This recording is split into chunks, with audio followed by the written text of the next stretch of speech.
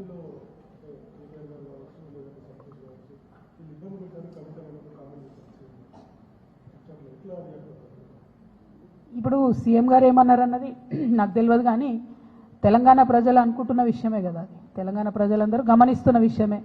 ఇప్పుడు BRS party social media నన్నే దాడి చేస్తుంది, హరీష్ అన్న మీడియా నన్నే దాడి చేస్తుంది, సంతోష్ అన్నకున్న సీక్రెట్ మీడియా నన్నే దాడి చేస్తుంది.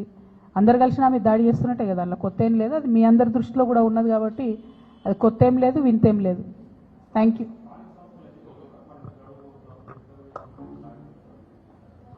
ఎక్కడ మాట్లాడిరండి? ఒక్కసారి కూడా కనీసం బీసీల మీటింగ్ రివ్యూ తీసుకోవడం లేదు సీఎం గారు.